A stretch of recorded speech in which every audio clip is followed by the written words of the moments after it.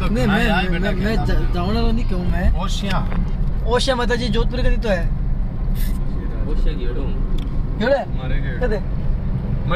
भोपालगढ़ के करने तो है। मैं तो गोपाल जाली बस जाती पहली एक गोपाल जी अजमेर चला है आजकल तो बड़ू अजमेर है टापड़े छोड़ दियो बस छोड़ दी रूट बड़ू अजमेर चला है बड़ू एक बच्चे को एक्सीडेंट हो जाए क्योंकि वो मालिक यानी हेल्प कौन करेगा हटा दे छोड़ दिया करना चाहिए ऐसी सिचुएशन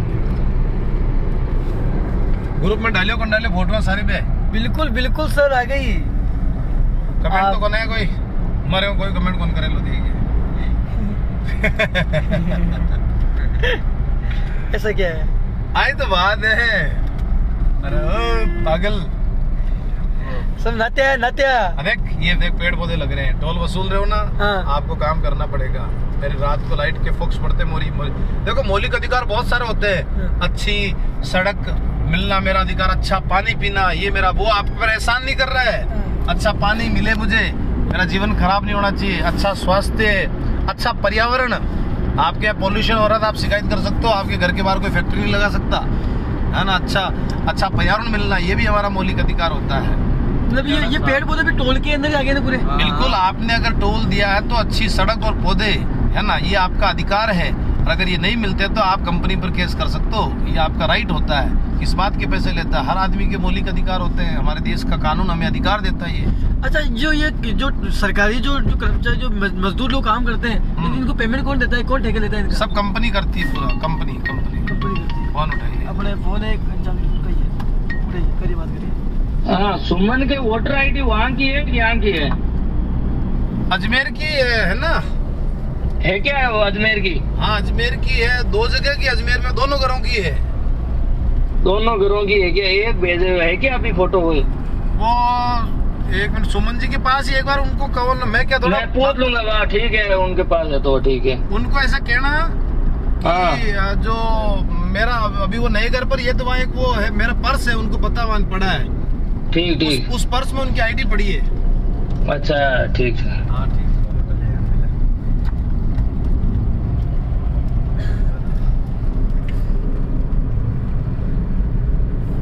कंपनी अलग अलग कंपनियां होती है वो टेंडर लेती है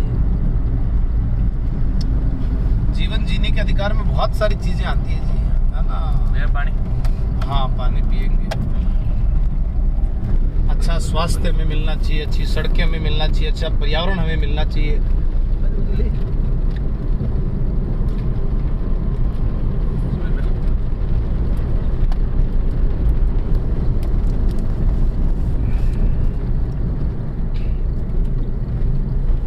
अच्छा जी न्यूज वाला वो सुधीर चौधरी बोलते हैं इसलिए कह रहे हो तुम लोग क्यों वो बहुत कहने का मतलब है कि आपकी उसकी सिमिलरिटी ना मिल रही है बच्चा भी क्या माना कि सर वो जी न्यूज में जैसे चलता ना नहीं वो फिर भी क्या है कि सर उससे हम बेटर मानते हैं क्यों कि उसके सामने स्क्रीन चलती रहती है तो फिर भी तो देख के तो बोल सकता है आप तो बिना देखे बोलते हो स्क्रीन ही नहीं होती है मैंने इसकी तुलना आपकी इसलिए की कि मतलब जैसे आप कोई बात बता रहे हो उस बात को बताने के दौरान मतलब मन में कोई सवाल नहीं रह जाता है कि आपसे पूछे क्या आप उसका वो जो उत्तर है ना वो पहले से बता देते हो कि अब आपको पता चल जाता है कि हम अगर आपने इसका नाम बताया हम पूछेंगे इसका एड्रेस कहाँ का है तो आप उसी जवाब में आप एड्रेस भी दे देते हो साल के साथ तो पूछने की जरूरत ही नहीं पड़ती है अच्छे शिक्षक की यही गुण मैं मेरी पढ़ाई नहीं कर रहा हूँ अच्छे शिक्षक के गुण यही होने चाहिए कि आप इस प्रकार की बातें बताएं कि विद्यार्थी के मन में किसी प्रकार की शंकाएं नहीं होनी चाहिए तभी तो इतनी वैल्यूएशन आपकी होती है अन्यथा नहीं होती है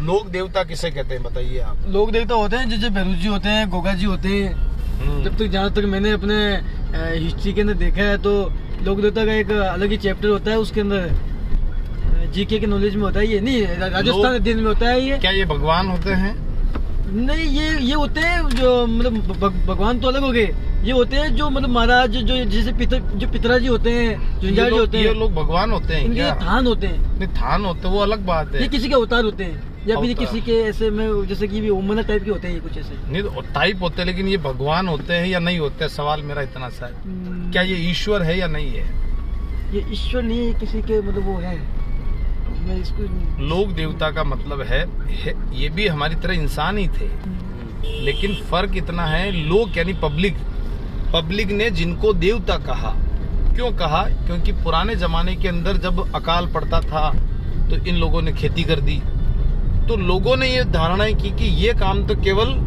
भगवान ही कर सकता, दूसरा कोई नहीं कर सकता, ये तो देवता है कोई, ये ना कोई जैसे आज मैं कोई अच्छा काम करता हूँ, आप अच्छा तो कहते ना कि साहब ये आदमी तो बड़ा देवता आदमी है, तो लोगों ने उसको क्या कहा? देवता का। जैसे एक 4 हाथों वाले लोग देवता है कल्लाजी राठौड़, ये मेड़ता के जेमल के भतीजे थे, मीराबाई के परिवार में से आते थे यहाँ से मेड़ता से। तो जब चित्तौड़ पर आक्रमण किया था 1568 के अंदर, है ना, चित्तौड़ के दुर्ग पर 1568 में अकबर ने जब आक्रमण किया था, तो उस दौरान हुआ यह था कि जैमल जो था ना, उसके ऊपर अकबर ने एक संग्राम बंदूक थी, उस बंदूक से उसके पांव में गोली मारी। किले के द्वार पर वो खड़ा था तो वो पांव से घायल हो गया। अब जब किले में लड़ाई हो रही थी, अकबर की सेना अंदर घुस गई, तो वो जैमल लड़े कैसे? तो इसलिए उन्होंने क्या करा कि कल्लाजी ने क्या करा कि अपने कंधों पर क्या करा कि उस जैमल को बैठा लिया, है ना। अब एक कल्पना करिए कि 100 किलो का आदमी उसको कंधों पर बैठाया, वो ऊपर से हाथों से तलवारों से लड़ रहा है और कल्लाजी खुद भी तलवारों से लड़ रहे हैं। अब इतनी ताकत आदमी में कहां से आई? तो लोगों ने कहा साहब ये तो देवता ही है, वरना हर कोई आदमी ऐसा कर नहीं सकता। तो ये बन गए 4 हाथों वाले लोग देवता, कल्लाजी राठौड़। तो लोग देवता कीजिए, तो लोग देवता का मतलब जिन्होंने लोगों ने जिनको देवता के रूप में मान लिया, है ना, इसलिए उनको हम क्या कहते हैं? देवता कहते हैं। जबकि वो थे नहीं भगवान, पर उनके कर्म आम लोगों से कुछ बेहतर थे, है ना। जो आम लोग, जो सामान्य लोग जो जीवन में काम करते हैं, उनसे बेहतर काम उन लोगों ने किया, तो लोगों ने उनको देवताओं की उपाधियां दे दी, इसलिए उनको लोक देवता कहा जाता है। जबकि वो ईश्वर नहीं है, ईश्वर तो केवल भगवान श्री कृष्ण ही है, 16 कलाओं के धनी, इस धरती पर उनके अलावा कोई हो भी नहीं सकता, है ना। अभी जैसे कि ये जो पिताजी झुंझार थे, इनके बारे में कोई ये कोई ईश्वर नहीं है, इनके कर्म ऐसे थे, इनकी चीजें ऐसी थी, है क्या? ये एक्चुअल में मरी हुई आत्माएं होती है। सबसे बड़ी बात है, शरीर को आत्मा है उसकी, तो वो आत्मा ये है कि वो अच्छा, एक कोई आत्मा होती है जो किसी को परेशान करती है, और एक आत्मा होती है जो किसी के लिए अच्छा काम करती है, तो हमने उसको देवता मान लिया बस। और क्या? आत्मा वो भी एक आत्मा होती है, लेकिन वो आत्मा किसी को परेशान न कर किसी की हेल्प करती है, इसलिए वो हमने उसको देवता कह दिया, उसकी पूजा करने लगे।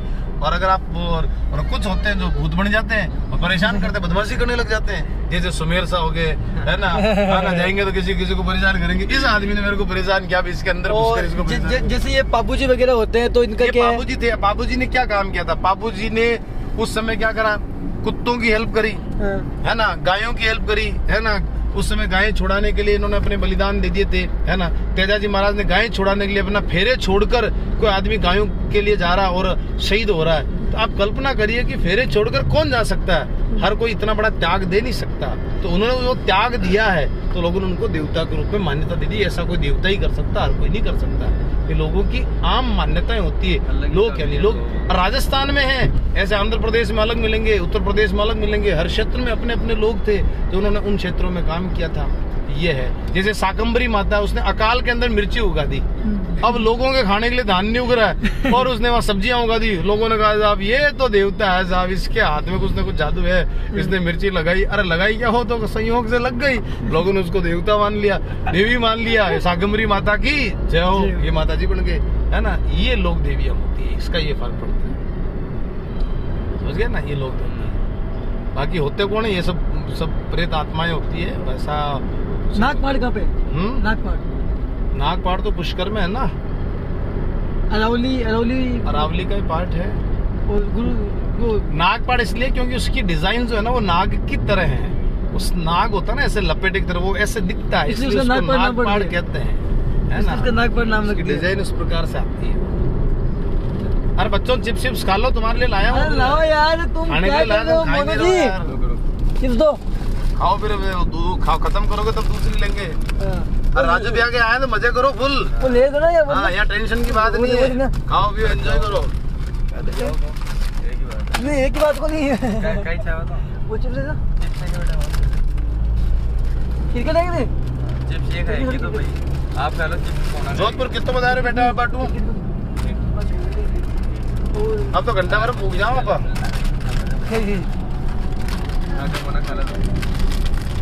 तो जिंदगी के एंजॉय अब क्या है, चार जिंदगी वही अंधेरी रात, अंधेरी नगरी, चौपट राजा। कार्ल मार्क्स ने कहा, एक विचारक था, उसने कहा कि जिसके पास पास पैसा होता है चवन्नी, वो दुनिया का सबसे बड़ा गरीब इंसान होता है, और जिसके पास शब्दों का भंडार होता है वो दुनिया का सबसे बड़ा अमीर इंसान होता है। शब्दों के भंडार वाला सबसे बड़ा अमीर इंसान होता है।